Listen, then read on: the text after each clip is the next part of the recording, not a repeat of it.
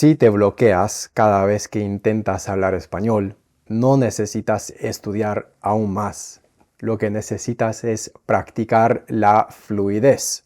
Por eso, ahora te voy a mostrar un cambio muy pequeño para empezar a hablar con más fluidez ahora, sin estudiar más. Y lo vamos a practicar juntos usando una técnica llamada 5-2-5. Muchos creen que la fluidez es conocer un montón de palabras y tener una gramática muy avanzada. Pero no es así. La fluidez es poder seguir adelante aunque no tengas la palabra correcta, aunque no puedas usar cierta estructura gramatical. Por ejemplo, si no sabes la palabra knife, en lugar de quedarte bloqueado intentando encontrar la palabra cuchillo, piensas o dices simplemente lo que usas para cortar verduras en la cocina.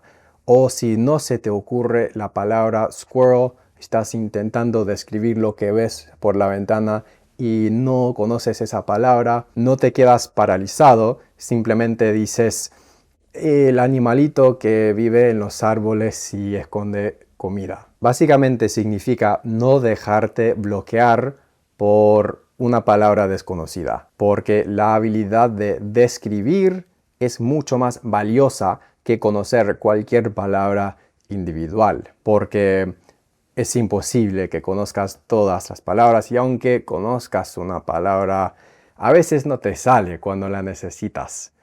Por eso, poder describir, poder parafrasear son habilidades muy valiosas. Entonces piénsalo así. Parafrasear, no parar. Parafrasear, no parar. O describir, no detenerse. Mejorar el vocabulario y la gramática se hace en otro momento.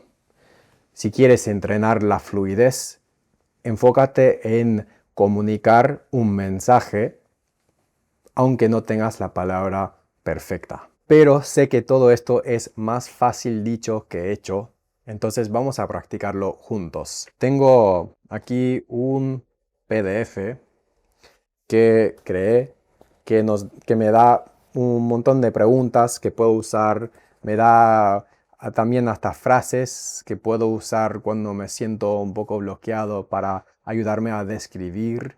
Y lo que voy a hacer es elegir una pregunta de esta lista, una pregunta muy fácil, una pregunta que es sobre un tema que yo conozco bien, una pregunta que yo sé que no sería difícil, que incluye palabras, vocabulario conocido, porque de nuevo, la meta aquí no es aprender vocabulario nuevo, y no es practicar gramática nueva, la meta es expresarme con lo que ya tengo. Y el ejercicio, como mencioné antes, se llama 5-2-5 y tiene 3 pasos. Escribir, leer y hablar. Escribimos, luego analizamos leyendo lo que escribimos y luego hablamos. Vamos a hacer el primer paso, que es escribir sin parar por 5 minutos sobre la pregunta que elegimos, que en mi caso es: ¿te gusta cocinar? ¿Qué sabes preparar bien?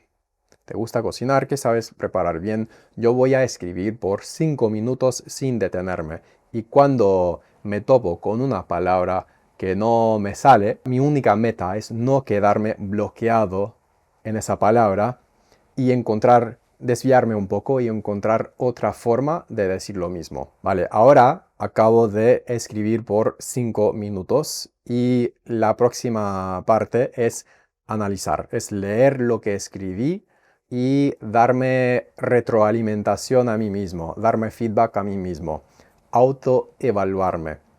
Porque si yo puedo notar que escribí, por ejemplo, yo dijo en lugar de yo dije, es mucho más probable que la próxima vez no repita ese mismo error. Poder autoevaluarse es una práctica muy valiosa. Así que para este paso solo quiero notar una o dos cosas para mejorar. Ahora pasamos al último paso, que es hablar. De nuevo, sin parar. Respondemos a la misma pregunta de antes, que era: ¿te gusta cocinar? ¿Qué sabes preparar bien? En mi caso, esa era la pregunta que yo contesté por escrito. Ahora no voy a leer lo que escribí. Voy a dejar el texto que escribí a un lado y voy a poner el cronómetro en 5 minutos otra vez y voy a hablar sin parar sobre el mismo tema contestando la misma pregunta. De nuevo, la meta es encontrar otra forma de decir las cosas que no me salen.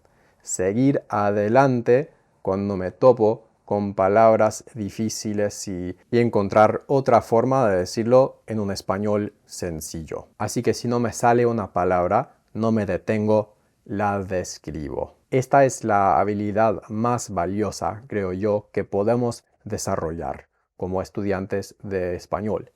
La habilidad de seguir comunicándonos aunque no tengamos todas las palabras. Por eso, recomiendo dedicar una parte importante de tu aprendizaje a esta práctica de la fluidez. Practicar activamente esta habilidad de comunicarte sin preocuparte tanto por tener todas las palabras perfectas. Pero lo que vimos acá ahora es una parte, es la fluidez al expresarte, al hablar. Hay otra parte también que es la fluidez al escuchar.